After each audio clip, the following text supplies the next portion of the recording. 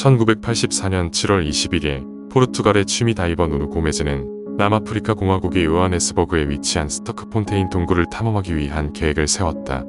해당 동굴은 다른 두 동굴과 연결되어 있는데 이 동굴들의 통로를 모두 합했을 때 총 길이는 5.23km로 매우 긴 편에 속한다. 또한 동굴의 대부분은 물이 없는 지형이지만 10%의 물에 잠긴 구간이 존재한다. 이렇듯 동굴의 불규칙적인 침수와 긴 통로로 인해 1980년대 다이빙 기술로는 탐험이 어려웠고 때문에 당시에는 완전히 탐험되지 않았던 동굴이다. 이러한 탐험적인 요소가 고메즈의 모험심을 자극했고 1984년 8월경에 해당 동굴의 지도가 없는 수중 구간에서 두 번의 다이빙을 마쳤다. 연달아 다이빙을 성공하고 수중 구간의 지도를 일부 제작했기 때문에 자신감을 얻었던 그는 또 한 번의 다이빙을 계획했고 2명의 다이버와 3인 1조의 팀을 결성했다. 그들은 말콤과 피터 베르 훌셀로, 이 중 피터는 고메즈와 말콤에 비해 경험이 다소 적었다. 하지만 고메즈가 이미 두 번의 탐험을 마치며 경험이 많았고 그리 어려운 잠수는 아니었기에 계획에 문제가 될 만한 요소는 아니라고 생각했지만 후에 이 선택은 계획에 있어 결정적인 실수가 되었다. 1984년 9월 29일 요하네스버그. 세 남자는 차에 탑승해 약 1시간 거리를 달려 스토크폰테인 동굴 입구에 도착한다. 이들은 동굴을 따라 내려가 동굴 내부에 물이 있는 곳에 도착했고 다이빙 준비를 시작했다. 이들의 계획에 따라 3명 모두가 바로 다이빙을 시작하지 않고 가이드라인 설치를 위해 고메즈 혼자서 다이빙을 시작했다. 피터와 말콤은 물 밖에 남아서 가이드라인의 이상 유무를 모니터링했다. 이때 가이드라인 설치 계획의 세부사항은 이랬다. 밀너 홀의 수중 동굴이 시작하는 부분에서 시작해서 밀너 레이크를 통과한 후 입구에서 가장 멀리 떨어진 에어 챔버 부분까지 연결하는 것이었고 이 구간의 길이는 총 120m였다. 고메즈는 가이드라인 설치를 완료하고 다시 돌아왔다. 그 후 본격적인 다이빙을 시작한다. 고메즈를 선두로 다이빙을 시작해서 말콤, 피터가 그 뒤를 따라 일렬로 나아갔다. 이들의 목적지로 향하는 주요 통로 근처에는 다른 곳으로 통하는 좁고 어두운 수십 개의 통로가 존재했다. 이러한 통로로 잘못 들어가기라도 한다면 길을 잃기가 매우 쉬웠다. 때문에 앞 사람과 멀어지지 않도록 주의해야 했으며 가이드라인을 항상 가까이 해야 했다. 하지만 물살이 있거나 침전물이 많은 동굴은 아니었기에 스스로 다른 통로로 들어가는 것이 아니라면 길을 잃을 일은 없었다. 또한 이들은 이를 잘 알고 있었기 때문에 본 통로를 따라 순조롭게 나아갔다. 40m 쯤 나아갔을 때 밀너 레이크의 입구에 도착한다. 이곳은 성인 남성의 어깨 너비보다 조금 큰 통로였기 때문에 한번 진입하면 뒤의 상황을 알기 어려웠다. 때문에 한 명씩 천천히 통과했고 고메즈는 3명이 모두 통과함을 확인하고 다시 나아가기 시작했다. 다음 구간부터 목적지까지의 통로는 좁았지만 이전과 마찬가지로 어려운 구간은 아니었고 문제없이 목적지에 도착했다. 목적지의 에어챔버는 폭 3m, 높이 1m의 작은 방이었고 간단한 탐사 후에 귀환하기 시작했다. 40m 정도 나아갔을 때 말콤 뒤에서 오고 있어야 할 피터가 보이지 않았다. 때문에 말콤은 고메즈의 다이빙핀을 잡아당겨서 신호를 보냈고 두 남자는 왔던 길을 되돌아가서 피터의 흔적을 찾기 시작했다.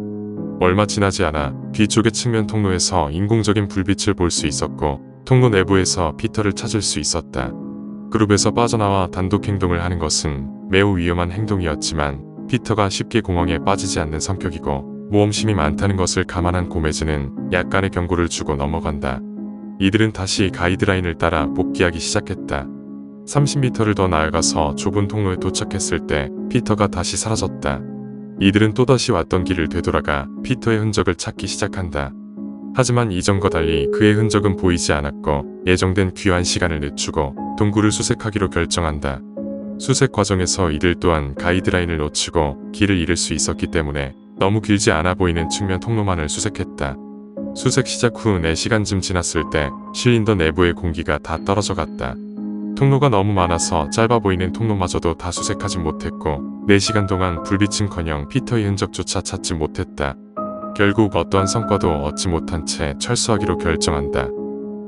이들은 전문적인 도움이 필요하다는 것을 깨닫고 동굴을 빠져나와 곧바로 구조 요청을 보냈다. 도착한 소방대는 다이버로 구성된 구조 다이버들이었지만 동굴 다이빙에 숙련된 사람이 없었고 이에 수중 구조 작업을 거부한다. 하지만 이들에게는 시간이 없었다. 고메즈와 말콤의 계획에 없던 4시간 수색으로 인해 동굴에서 실트가 부유하며 가시성이 점점 감소하고 있었기 때문이다. 결국 구조가 늦어지며 가시거리는 1m 내외로 줄어들었고 구조 작업은 전보다 훨씬 위험한 상황에 놓였다. 이에 고메즈는 2주 전 자신과 같이 해당 동굴을 다이빙했던 크레이그 스티븐슨에게 연락한다. 고메즈와 크레이그는 가득 채워진 실린더를 챙긴 후 위험한 동굴로의 수색을 감행한다. 오전 11시에 시작한 수색은 저녁까지 계속되었지만 피터는 찾지 못한 채 체력 고갈과 함께 저체온증이 찾아와 더 이상의 작업은 포기했다. 이들이 포기한 저녁쯤에 경찰 다이버들이 찾아왔고 또 다시 수색이 시작되었다. 하지만 새벽 2시가 되어서 부유하는 실트로 인해 가시거리가 0이 되었고 모든 수색 작업이 중단되었다. 다음날 아침, 경찰들은 임무의 목적을 구조해서 시체 수습으로 바꾸기로 결정한다. 하지만 24시간도 지나지 않은 상황에서 이러한 결정은 이해하기 힘들었고 고메즈와 말콤 또한 피터가 생존해 있다고 생각했지만 경찰들은 피터의 익사를 확신했고 투입된 인력을 줄이면서 수색 속도가 매우 늦춰졌다. 피터가 사라졌을 당시 그는 고메즈에게 이미 한 번의 경고를 받았음에도 본 통로에 이어져 있는 또 다른 측면 통로로 향했었다. 피터가 이렇게 과하게 호기심을 가지고 행동했던 이유는 해당 동굴에서 이전에 수많은 화석들과 유해가 발견되었으며 동굴의 탐험이 완료되지 않은 상황이었기 때문에 밝혀지지 않은 무언가를 발견할 확률이 높았기 때문이다. 또한 이러한 모험적인 요소가 그의 아드레날린 분비를 활성화시켰고 이 때문에 자신의 능력을 과대평가하게 만들었다. 그는 가이드라인과 같은 그를 보조해줄 장치를 아무것도 지니지 않은 채 통로에서 통로로 미로 같은 길을 계속해서 나아갔고 결국 매우 어둡고 비좁은 통로에서 멈춰선다. 그는 그제서야 무언가 잘못됨을 깨닫고 가이드라인이 있는 본 통로로 돌아가기로 결정했다. 하지만 이제까지 왔던 통로들이 매우 좁아서 그의 움직임에 벽에 실트가 부유했고 이로 인해 가시거리가 매우 짧아진 상태였다. 부유 물질과 당황스러운 상황으로 인해 그는 자신이 왔던 길을 완전히 잊어버렸다. 방법이 없던 그는 멈춰서 주위를 둘러보기로 결정한다. 그때 앞쪽 좁은 통로 너머에서 물의 표면을 보았다.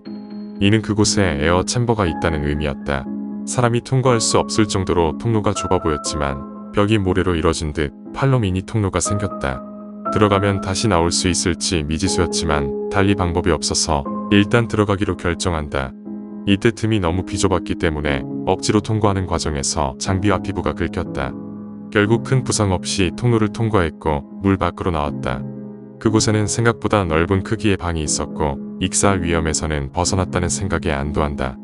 당시에 올바른 통로를 완벽히 선택해서 나아간다면 실린더에 남아있던 공기만으로 탈출할 수 있었지만 계속해서 올바른 방향으로 나아갈 확률이 높지 않았기에 탈출하는 선택지는 최대한 미루고 방에 앉아서 구조대를 기다리기로 결정한다.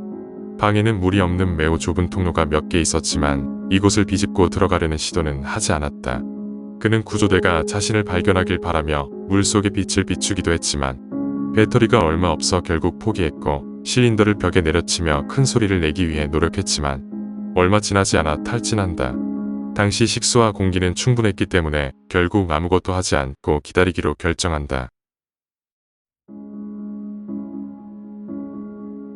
경찰들은 동굴을 폐쇄한 후 본격적인 작업을 시작하고 있었다. 하지만 구조 작업이 아닌 시신 수습 작업이었기 때문에 투입된 인원은 적었고 당시에는 동굴의 지도가 없었기 때문에 작업 속도가 매우 느렸다. 또한 민간인의 구조 작업을 허용하지 않았기 때문에 도저히 작업이 진전되지 않았다. 이에 화가 난 고메즈는 직접 작업 현장에 찾아가 경찰들에게 협조 요청을 했고 직접 수색은 하지 못했지만 세부적인 정보를 제공하기 위해 노력했다. 이 시점에서 피터는 아직도 생존해 있었고 아무것도 들을 수도 볼 수도 없는 좁은 동굴에서 시간의 흐름을 구분하지 못해 자다 깨다를 반복했다. 또한 어떠한 자극도 없는 곳에서 발생하는 환각과 환청으로 인해 제정신이 아닌 채 굶어 죽어가고 있었다.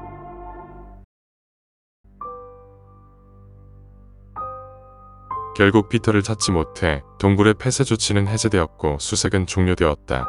고메즈는 피터를 찾기 위해 직접 수색을 시도했지만 결국 찾을 수 없었다. 그는 수중 동굴로의 수색으로는 피터를 찾을 수 없다는 것을 깨닫고 미국 동굴학회의 자원봉사자들과 물이 없는 통로를 수색하기로 결정한다. 동굴학회의 팀장 로저 앨리스는 이 동굴의 물이 없는 통로와 수중 통로 부분이 연결되어 있음을 발견했다.